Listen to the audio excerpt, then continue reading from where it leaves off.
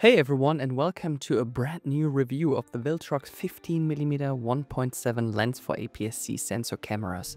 You might know the Sony 15mm f1.8, which retails for 700 euros. Now you can get the same focal length for less than 300 euros. In this video we will find out if the higher price tag is worth it, or if the Sony 16mm f1.8G might be the better choice. We tested the 15mm f1.7 on the Sony Alpha 6700. The lens weighs just 214 grams, is only 6.5 times 5.6 centimeters, has an autofocus, and you can update the firmware using the built-in USB-C port. The smallest aperture is f16, and the largest is, of course, f1.7. The 9 aperture blades are designed to create a beautiful bokeh. We'll see how that looks like in our test. Unfortunately, there's no dedicated switch for the autofocus manual focus, just a large focus ring for manual focusing. The lens hood is also included. I used to have a personal problem with third-party lenses because of a lack of sharpness. I always thought they couldn't be sharp, but years later these lenses are getting better and better. I'll tell you this, the right mix of aperture, ISO and shutter speed makes all the difference. While the sharpness softens a bit towards the edges at a widest aperture, everything is sharp for landscape shots when you stop down to f5.6 or f8. Now let's talk about autofocus. With a camera like the Sony Alpha 6700, you won't have any problems focusing or tracking, whether you're shooting buildings or people. The tracking is extremely fast and reliable. The key is to set what you want to track beforehand. So remember to select if you're shooting an animal, a person, or a vehicle. In extreme cases, if your focus area is too small or there's not enough contrast, it might take half a second to focus. For example, I filmed this cute dog with my A7C II and its eyes were always in focus. Chromatic aberrations are present. You'll notice them in text or at metallic surfaces. Adobe Lightroom can help to fix them if needed. However, the chromatic aberrations on this lens are much less noticeable than on something like the Sony 35mm f1.4G Master, which cost 1,200 euros more. This might seem like a strange comparison, but it shows that an expensive lens doesn't always perform better than a cheaper one. The Viltrox 15mm handles lens flare extremely well. It's not overly pronounced or worse than on other lenses, but you can see for yourself in the following shots.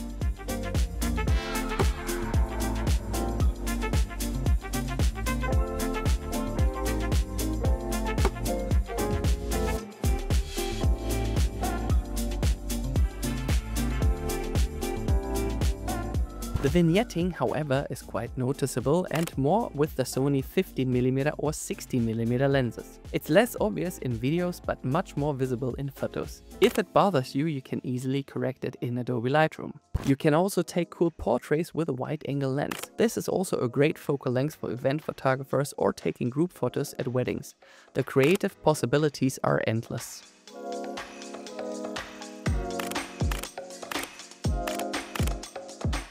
The 9 aperture blades create some beautiful bokeh balls. Even through 11 aperture blades would have been even nicer, but for this price it's absolutely fantastic. It's perfect for close-ups thanks to the short minimum focusing distance of 23 centimeters from the camera sensor. Another way to use this prime lens is on a gimbal.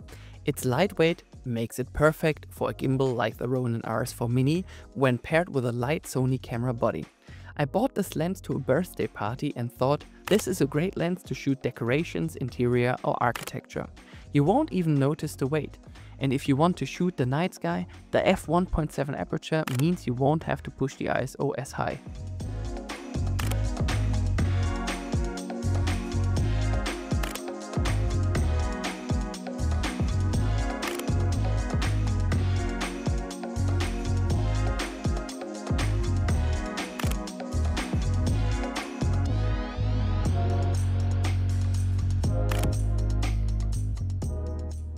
For videos, you should definitely use an ND filter, especially if you're shooting in log with a fixed ISO and shutter speed. I have a recommendation for you in the video description. This lens is great for shots like this, and it's a really good lens for lifestyle, weddings, fashion and street photography or filming.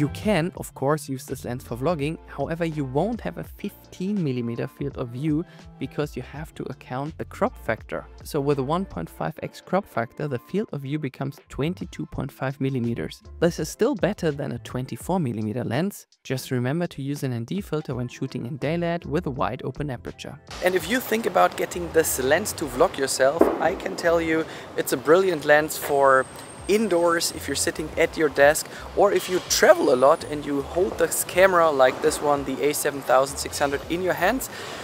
And therefore I can recommend to get one of these microphones here from Sony. This microphone does not require any cable, so you just put it on top of your Sony hot shoe and then you're ready to shoot. It can capture the audio from the front, from the back, and in 360 degrees. And by the way, that's the audio from this microphone. I also have a quick comparison between the Viltrox 15mm and the Sony 16mm f1.8G. The price difference between those two is about 700 euros.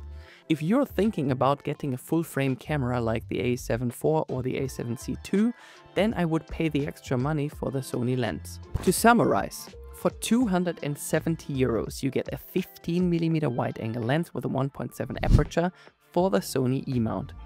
This lens was designed for APS-C sensor cameras. Of course, you can use it on a full-frame camera, but you'll have a lower resolution.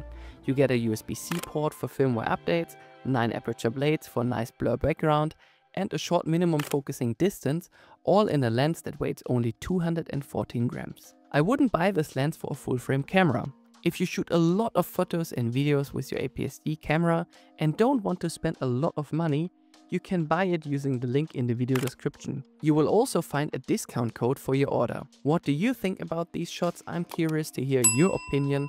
See you in the next review here on The Daniel Life.